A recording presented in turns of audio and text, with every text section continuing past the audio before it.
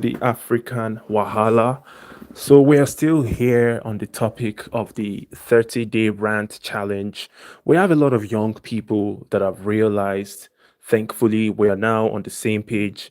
They realize that this country, Nigeria, was created to keep them poor and it's intentional. And I have this young lady that explains it in a very, in a clear manner, very intelligently, why 85% of the population remains eternally poverty stricken and 15% controls, not even 15%, maybe 3% controls the wealth, and the other 12% represents the middle class. People and corrupt government officials in Nigeria will do anything to keep us struggling. It is not just corruption, it's by design.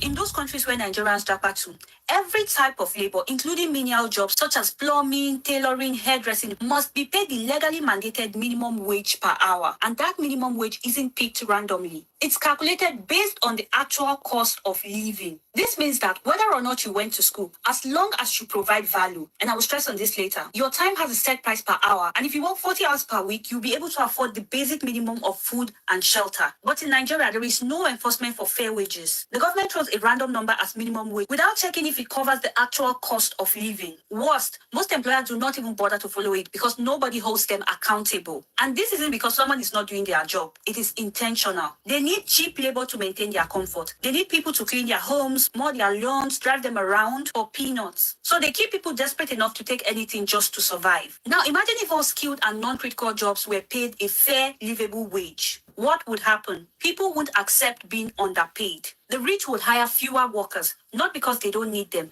but because paying them fairly would force them to rethink their excesses. Now, before you assume this will mean fewer jobs, no, every skill is necessary. Carpenters, hairdressers, tailors, plumbers, society needs all the skills to run. But instead of workers being exploited, they will be properly compensated, ensuring everybody lives decently. This is what will start closing the gap between the rich and the poor. And this is why they don't want it to happen. So what needs to change? We must demand that minimum wage reflects real life expenses. If the government says 70,000 naira per month, amounting to 840,000 naira per year, is sufficient, then they must enforce regulations enforcing that, for example, rent for a standard two-bedroom flat in a regular neighborhood does not exceed 210,000 naira. Since smart economists advise that your annual rent shouldn't exceed 3 months of your pay. Two, they must regulate school fees to another 20 or 30% of this annual income or provide free, decent education. Thirdly, 20 to 30% of this annual income should cover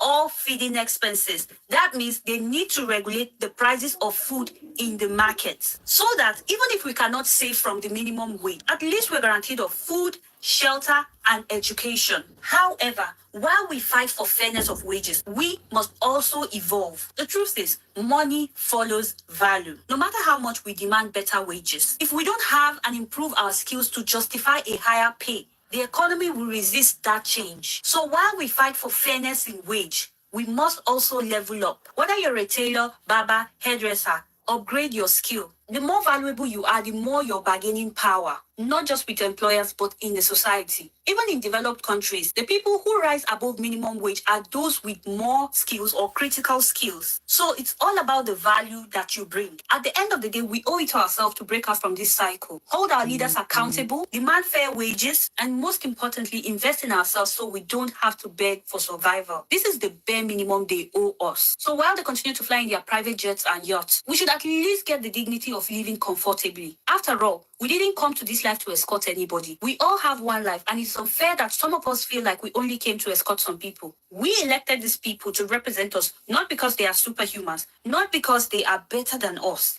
but because a society cannot exist without law and order. So it's high time they begin to do what we appointed them to do. Thank you. Hey, could anybody have been more articulate in explaining what the beautiful young lady just said? I don't think so. She said it all. We have a society, we all know, I don't even need to go into the details. If you check the catalog of the African Wahala, I have been doing my own personal rant for 5 years on this channel. Okay, so I'm just happy that a lot of these young people are on a similar page, not entirely, but they're on the similar page and they're beginning to share the message amongst themselves. So it's only the right thing for me to share the message as well. What do you think? What do you make of all that commentary that she just made? Personally, I'm gonna leave it to you guys. Let me know what you think in the comment section. Peace.